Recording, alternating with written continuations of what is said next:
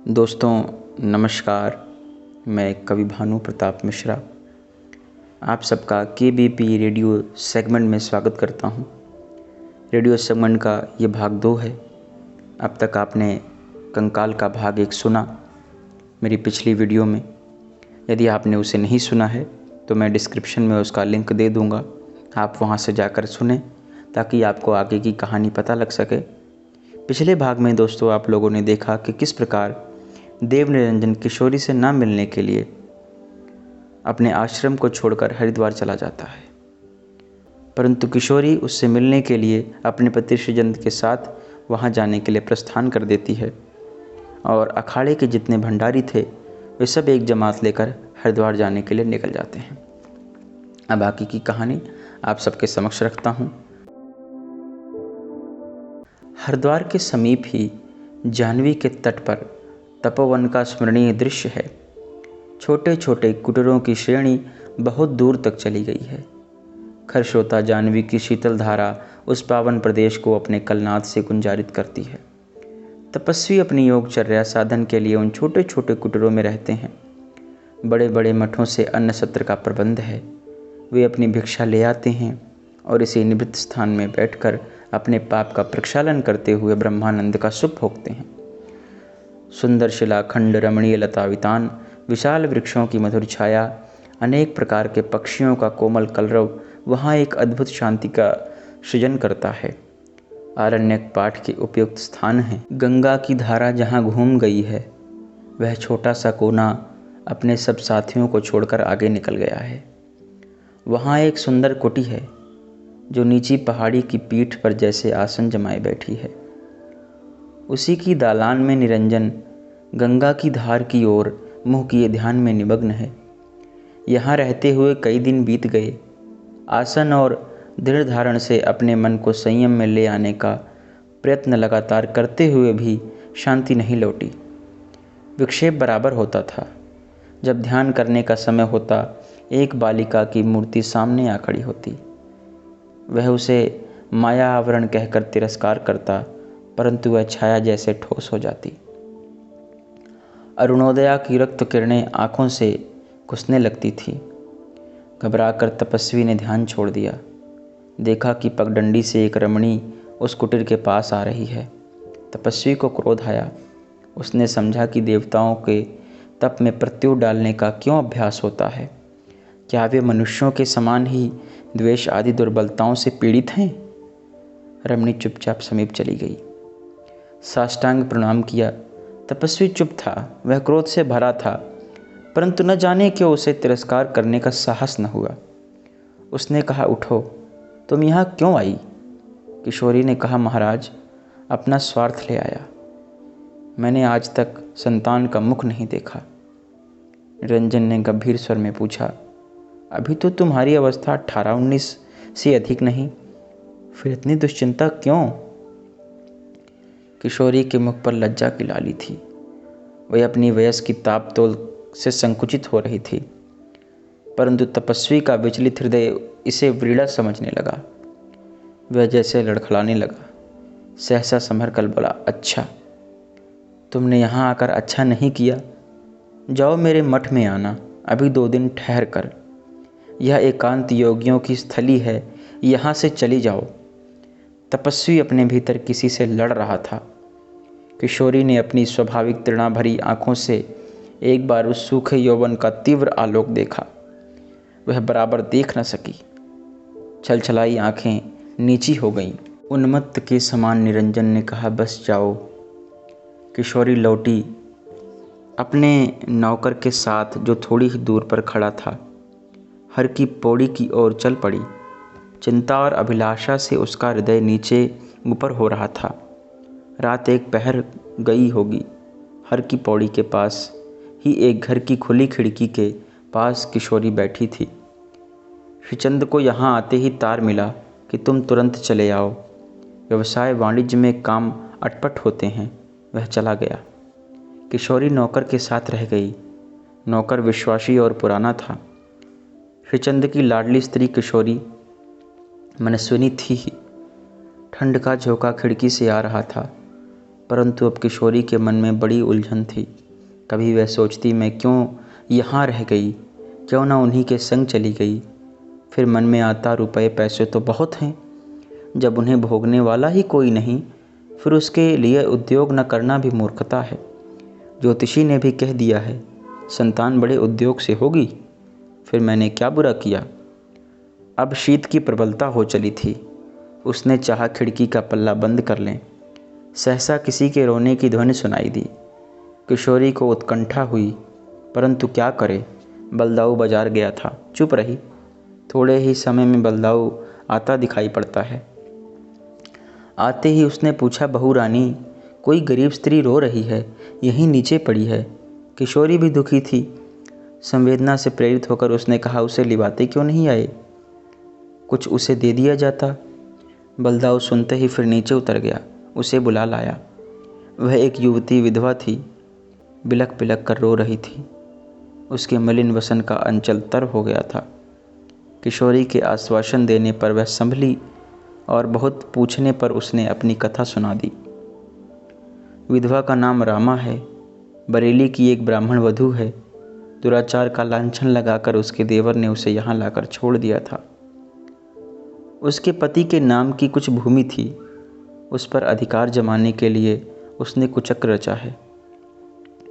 किशोरी ने उसके एक एक अक्षर पर विश्वास कर लिया, क्योंकि वह देखती है कि परदेश में उसके पति ने उसे छोड़ दिया और स्वयं चला गया। उसने कहा, तुम घबराओ मत, मैं यहाँ अभी कुछ दिन रहूँगी। मुझे एक ब्राह्मणी चाहिए थी, तुम मेरे पास रहो, मैं तुम्हें बहन के समान रखूँगी। रामा कुछ प्रसन्न हुई, उसे आश्रय मिल गया। किशोरी शैया पर लेटे लेटे सोचने लगी, पुरुष बड़े निर्मोही होते हैं। देखो वाणिज्य व्यवसाय का इतना लोभ कि मुझे छोड़कर चले गए। अच्छा, जब तक वे स्वयं नहीं आवेंगे मैं भी नहीं जाऊंगी। मेरा नाम भी किशोरी है। यही चिंता करते करते किशोरी सो गई। 2 दिन एक तपस्वी के मन पर अधिकार जमाने की चेष्टा की, परंतु वह असफल रहा। विद्वता के जितने तर्क जगत को मिथ्या प्रमाणित करने के लिए थे, उन्होंने उग्र रूप धारण कर लिया। वे अब समझते थे जगत तो मिथ्या है ही, इसके जितने कर्म हैं वे भी माया हैं। प्रमाता जीव की प्रकृति है, क्योंकि वह अभी अपरा प्रकृति है। जब विश्व मात्र प्रकृति है तब इसमें अलौकिक अध्यात्म कहाँ। यही खेल यदि जगत बनाने वाले का है तो वह मुझे खेलना चाहिए। वास्तव में गृहस्थ न होकर भी मैं वही सब तो करता हूँ जो एक संसारी करता है। वही आय व्यय का निरीक्षण और उसका उपयुक्त व्यवहार, फिर वह सहज उपलब्ध सुख क्यों छोड़ दिया जाए। त्यागपूर्ण थोथी दार्शनिकता जब किसी ज्ञानभास को स्वीकार कर लेती है तब उसका धक्का संभालना मनुष्य का काम नहीं। उसने फिर सोचा, मठाधारियों साधुओं के सब पथ खुले हैं। यद्यपि प्राचीन आर्यों को धर्मनीति में इसलिए कुटीचर और एकांतवासियों का ही अनुमोदन किया है, परंतु संघबद्ध होकर बौद्ध धर्म ने जो यह अपना कूड़ा छोड़ दिया है उसे भारत के धार्मिक संप्रदाय अभी भी फेंक नहीं सकते। तो फिर चले संसार अपनी गति से। देवनिरंजन अपने विशाल मठ में लौट आया और महंती नए ढंग से देखी जाने लगी। भक्तों की पूजा और चढ़ाव का प्रबंध होने लगा। गद्दी और तकिए की देखभाल चली। 2 ही दिन में मठ का रूप बदल गया। एक चांदनी रात थी। गंगा के तट पर अखाड़े से मिला हुआ उपवन था। विशाल वृक्ष की विरल छाया में चांदनी उपवन की भूमि पर अनेक चित्र बना रही थी। बसंत समीर के कुछ रंग बदल रहा था। निरंजन मन के उद्वेग से वहीं टहल रहा था। किशोरी आई। निरंजन चौंक उठा, हृदय में रक्त दौड़ने लगा। किशोरी ने हाथ जोड़कर कहा, महाराज मेरे ऊपर दया न होगी।